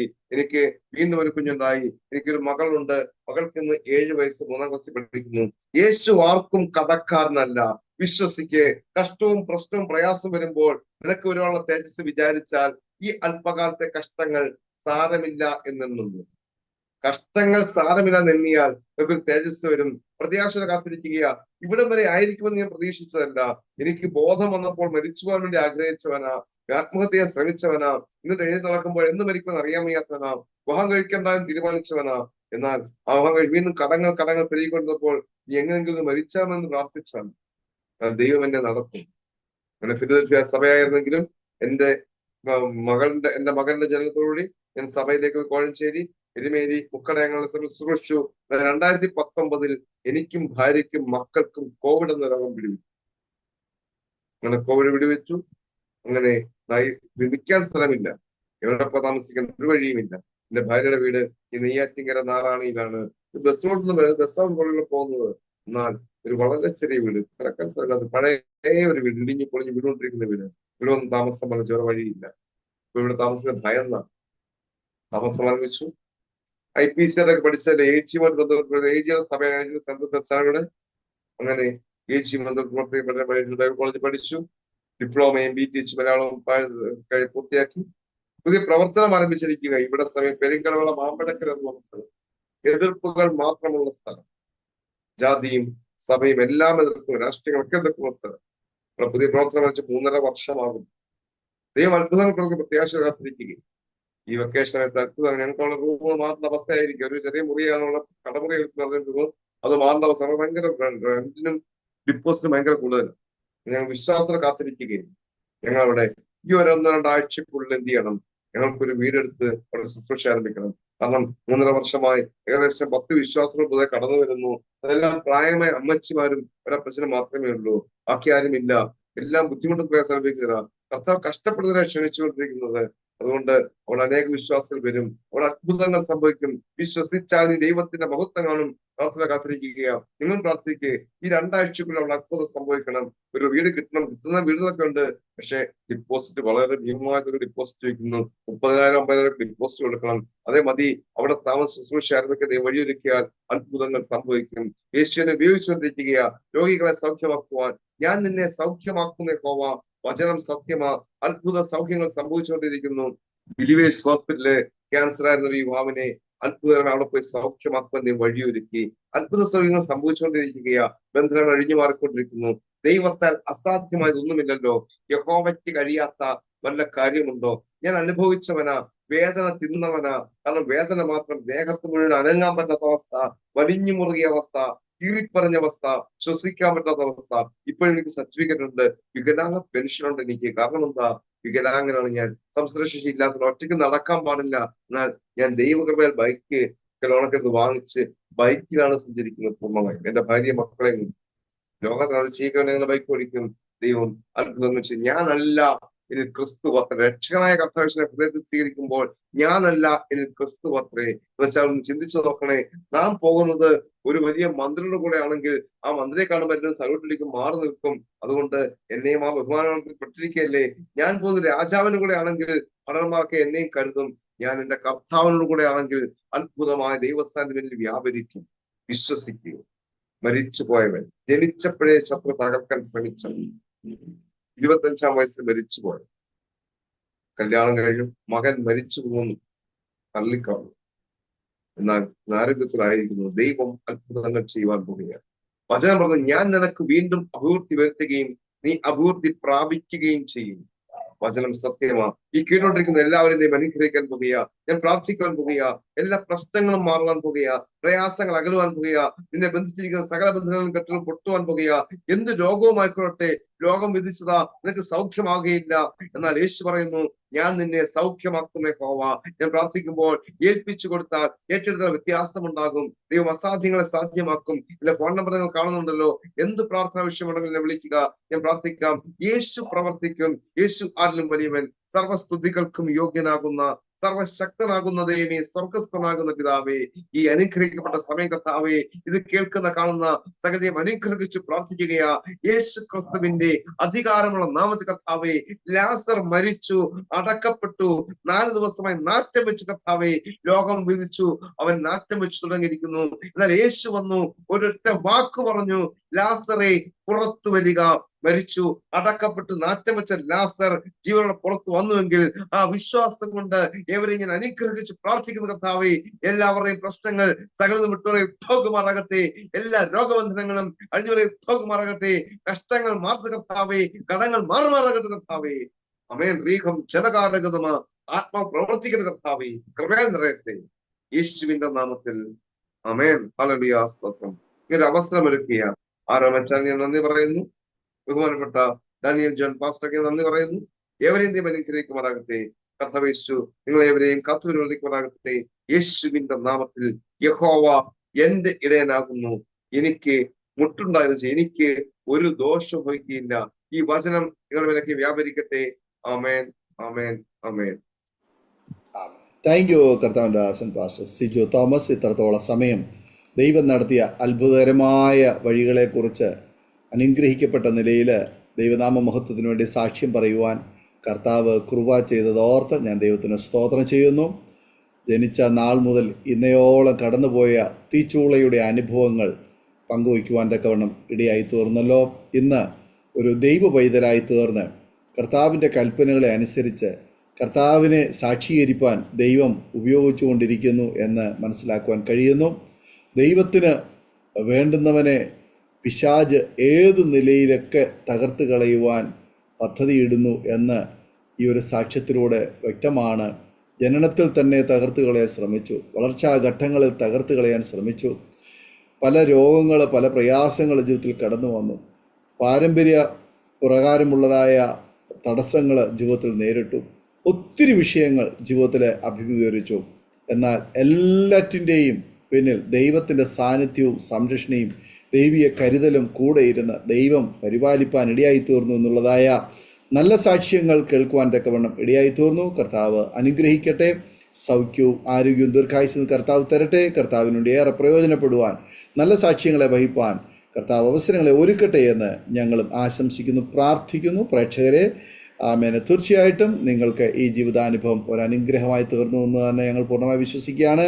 ആമേൻ. എല്ലാ പ്രേക്ഷകരും ഈ സാക്ഷി കേൾക്കുകയും നിങ്ങളുടെ പ്രിയപ്പെട്ടവർക്ക് കൂടി ഷെയർ ചെയ്ത് കൊടുക്കുകയും ചെയ്യുക. അവർ കേട്ട് അനുഗ്രഹിക്കപ്പെടുവാൻ ഇടയായിത്തീരുമല്ലോ. കർത്താവിൻ്റെ ദാസനോടും അതുപോലെ പ്രേക്ഷകരുള്ളതായ നന്ദി സ്നേഹത്തിൽ അറിയിക്കുന്നു. ദൈവമായ കർത്താവ് എല്ലാവരെയും ധാരാളമായി അനുഗ്രഹിക്കുമാറാകട്ടെ. മാത്രമല്ല, നിങ്ങളുടെ വലിയൊരു അഭിപ്രായങ്ങളും നിർദ്ദേശങ്ങളും കമൻറ്റ് ബോക്സിൽ രേഖപ്പെടുത്താവുന്നതാണ്. നിങ്ങൾക്കൊരു പ്രാർത്ഥനാ വിഷയമുണ്ടെങ്കിൽ സ്ക്രീനിൽ കാണുന്ന വാട്സപ്പ് നമ്പറിൽ ഞങ്ങളെ വിവരം അറിയിക്കൂ. ഞങ്ങൾ നിങ്ങൾക്ക് വേണ്ടി പ്രാർത്ഥിക്കുന്നു. എല്ലാ തിങ്കളാഴ്ചയും രാത്രി 9 മണി മുതൽ പ്രത്യേക പ്രാർത്ഥന നടക്കുന്ന പ്രാർത്ഥനയിൽ നിങ്ങൾക്ക് സംബന്ധിപ്പാനും പ്രാർത്ഥനാ വിഷയങ്ങൾ ഷെയർ ചെയ്യാനുള്ള അവസരമുണ്ട്. ഞങ്ങളുമായി അതിനായി ബന്ധപ്പെടുക. കർത്താവ് സഹായിക്കട്ടെ. aroma.tv.co.in എന്ന വെബ്സൈറ്റ് നിങ്ങൾക്ക് സന്ദർശിക്കാം. അടുത്ത അനുഗ്രഹിക്കപ്പെട്ട സാക്ഷ്യവും വചന ചിന്തകളുമായി വീണ്ടും കൂടി കാണുമ്പോൾ എല്ലാ പ്രിയപ്പെട്ടവർക്കും good bye. God bless you all. Amen. ഓർമ്മയുടെ മനോരഥത്തിൽ മായാത്ത ഓർമ്മയ്ക്കായി അരോമ മാട്രിമോണിയിൽ നിന്നും ജീവിത പങ്കാളിയെ കണ്ടെത്തൂ. നിങ്ങൾ ഒരു ക്രിസ്തീയ ജീവിത പങ്കാളിയെ അന്വേഷിക്കുകയാണോ? അതോ മക്കൾക്ക് അനുയോജ്യമായ ഒരു തക്ക തുണയ്ക്ക് വേണ്ടി പ്രാർത്ഥിക്കുന്ന വ്യക്തിയാണോ? എങ്കിൽ അരോമ മാട്രിമോണി നിങ്ങൾക്ക് വേണ്ടിയാണ്. ഇന്നു തന്നെ സൗജന്യമായി രജിസ്റ്റർ ചെയ്യൂ. അരോമ മാട്രിമോണിയുടെ പ്രത്യേകതകൾ: രജിസ്ട്രേഷൻ തികച്ചും സൗജന്യം. ലോകത്തെവിടെയുമുള്ള അനുയോജ്യമായ ക്രിസ്തീയ ജീവിത പങ്കാളിയെ തിരഞ്ഞെടുക്കാം.